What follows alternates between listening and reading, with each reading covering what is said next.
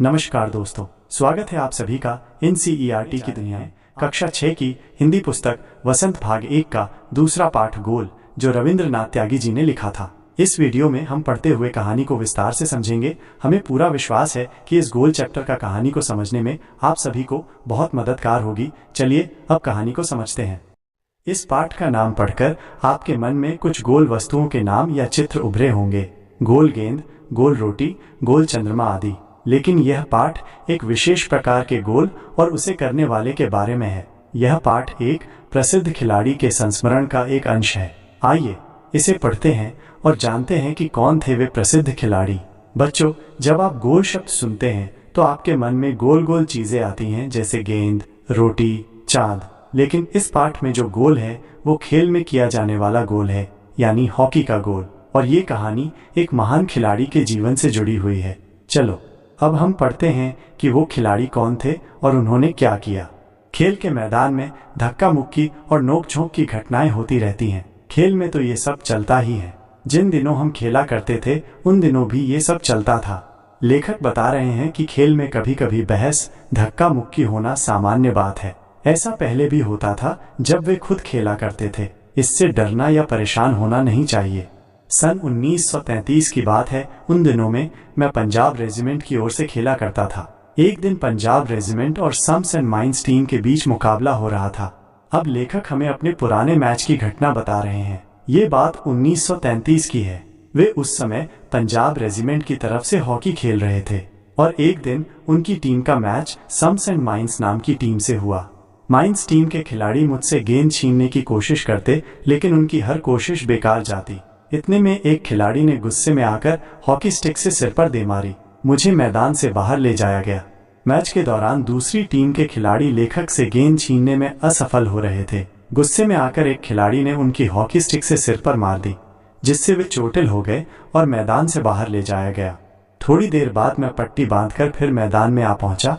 आते ही मैंने उस खिलाड़ी की पीठ पर हाथ रखकर कहा, तुम चिंता मत करो, इसका बदला मैं जरूर लूंगा। चोट के बाद लेखक मैदान में दोबारा आए और जिस खिलाड़ी ने उन्हें मारा था उससे कहा, चिंता मत करो, मैं बदला जरूर लूंगा। यानी उन्होंने उसे डांटा नहीं, बल्कि शांतिपूर्वक जवाब दिया। मेरे इतना कहते ही वो खिलाड़ी घबरा गया। अब हर समय मुझे ही देखता रहता कि मैं कब उसके सिर पर हॉकी स्टिक मारने वाला हूँ। मैंने एक के बाद एक झपट्टे 6 गोल कर दिए।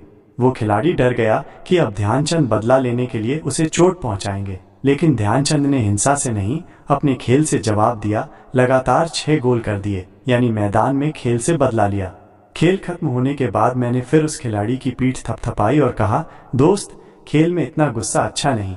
मैंने तो अपना बदला ले लिया है। अगर तुम मुझे हॉकी नहीं मारते तो शायद मैं तुम्हें 2 ही गोल से हराता। वो खिलाड़ी सचमुच बड़ा शर्मिंदा हुआ। तो देखा आपने मेरा बदला लेने का ढंग।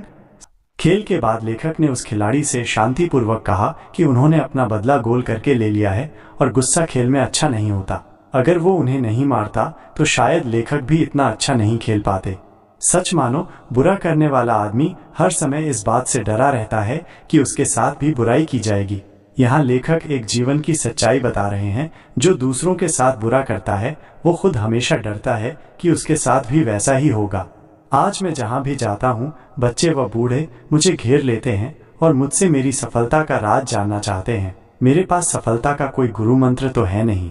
हर किसी से यही कहता कि लगन, साधना और खेल भावना ही सफलता के सबसे बड़े मंत्र हैं। ध्यानचंद जी बताते हैं कि लोग उनसे पूछते हैं कि वे इतने सफल कैसे बने। वे कहते हैं, सफलता का कोई जादू नहीं होता, केवल मेहनत, अभ्यास और सच्ची भावना से सफलता मिलती है।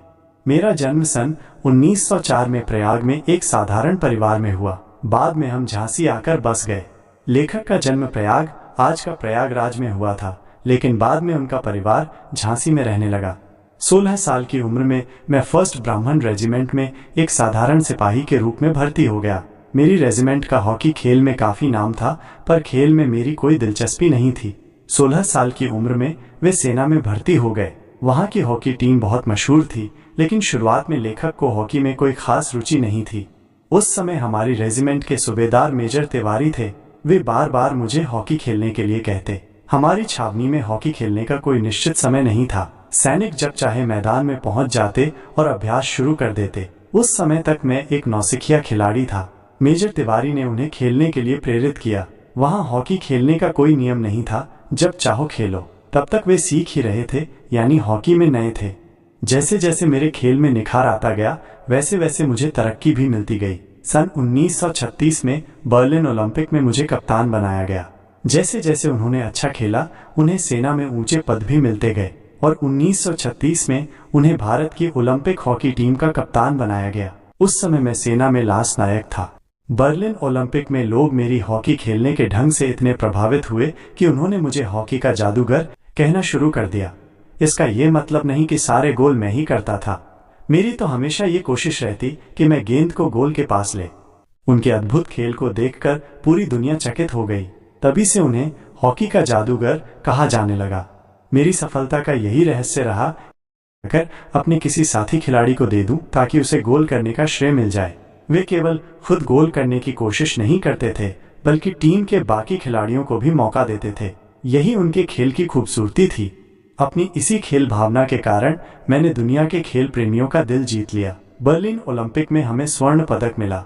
खेलते समय मैं हमेशा इस बात का ध्यान रखता था कि हार या जीत मेरी नहीं, बल्कि पूरे देश की है। मेजर ध्यानचंद जी कहते हैं कि उन्होंने निस्वार्थ खेल भावना से दुनिया का दिल जीता। ओलंपिक में उन्होंने भारत के लिए गोल्ड मेडल जीता और हमेशा मानते थे कि खेल देश के लिए होता है, खुद के लिए नहीं। अंत में सीख। इस पाठ से हमें यह सीखने को मिलता है कि सच्चा बदला खेल और काम में उत्कृष्टता से लिया जाता है। सफलता का राज मेहनत, लगन और सच्ची भावना है। देश के लिए खेलना सबसे बड़ा। आज की कहानी यहीं पर समाप्त होती है। अगर वीडियो अच्छा लगा हो तो लाइक करें, शेयर करें और चैनल को सब्सक्राइब करना न भूलें। और हाँ, कक्षा 6 की हिंदी पुस्तक वसंत भाग 1 का दूसरा पाठ गोल इसी चैनल पर अगली वीडियो में क्वेश्चन आंसर सल्पफ करेंगे, तो उसे जरूर देखिएगा। धन्यवाद।